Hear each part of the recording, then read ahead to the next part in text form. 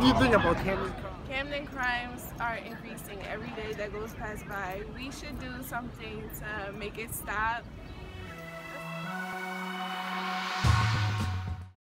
Patrick Mead vividly remembers a trip to Party City with his autistic son 10 years ago. It resulted in their first encounter with law enforcement. I had to remove Daniel from the area because he was uncontrollably tantruming, and little children were unattended walking around him. He would have injured somebody. So we exited the building fairly quickly. The end result of that was somebody thought I was abducting a child. It's those very misunderstandings that led to the latest sensitivity training for first responders being offered by Bancroft, the state's largest service provider for the developmentally disabled. Camden County Police Department is the first to participate in New Jersey. If I'm standing too close to Rex and Rex is agitated, Rex's arm's length and foot length away is that danger zone. It's hard for police, for the general public, to understand that people with autism and developmental disabilities may act differently out in the community. Police learn how to identify autistic characteristics and best practices for physical and verbal communication. Camden County's police chief says officers are faced with having to de-escalate situations multiple times a day, thousands of times a year. Some situations may not require force to be used if they can recognize that this is a person that has autism or mental illness, and the reason why they're not listening to my commands is not because they're being obstinate or defiant, it's because of this condition they have. Therefore, here's a better way to handle it for a more peaceful resolution. I can't imagine the pressure, knowing the difference between a young man or woman, a young Dan with autism, and somebody who wants to do harm to you or to somebody else. 200 officers will participate in this go-around. It's being rolled out to coincide with Autism Awareness Month. In the state of New Jersey, 1 in every 41 babies is born on the autism spectrum. That's a 12% increase in 2 years. 12%. Autism is often an invisible disability. There's an expression within the autism community, if you've met one person with autism, you've met one person.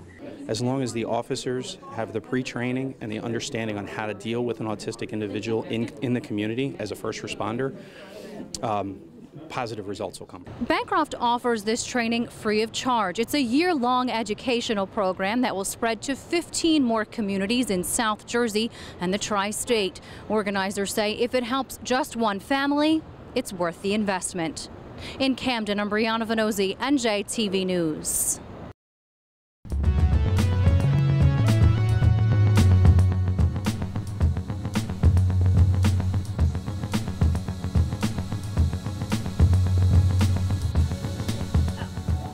I think Camden crime is like real messed up because you have people killing people for no reason because you feel disrespected or because you want to feel like you got pride. And it shouldn't be because of that. You should actually try to forgive people and get to know people instead of trying to kill them because they're from different gangs or they have different morals than you do. You actually hurting their families, hurting their kids. You have kids growing up without fathers, and that's not good at all. So what I think about Camden crimes is that it's going down since Metro came, but it's starting to get worse again. Like people, I can't go outside without people getting shot. It's getting crazy out here. Drug dealing, all that is getting bad. As though if everybody works together, Camden wouldn't be so bad. But Camden is judged by people that don't live here or don't know anything about it. But the people that do live here think these crimes are not bad. Michael Aaron reports. Call it a piece of counter-programming. With the president in Newark talking criminal justice, Chris Christie did the same 90 miles south in Camden, seeming to undercut the president. It's wonderful for the president to come to New Jersey and acknowledge the work that's been done in New Jersey. by leaders of New Jersey. What's happening here and what he's celebrating today has nothing to do with anything that the federal government's had anything to do with.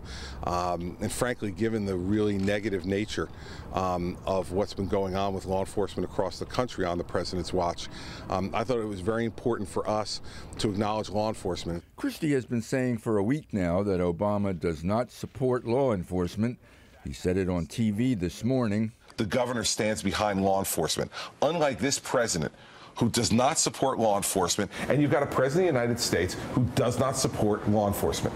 He simply doesn't. And he's going to come today to New Jersey, at a place where, under my tenure, we have reduced crime 20% and reduced the prison population 10%. He said it here. Can you explain what you mean by that? By he doesn't support law enforcement? I think it's pretty evident, Michael. The president always takes the opportunity to think the worst of the men and women in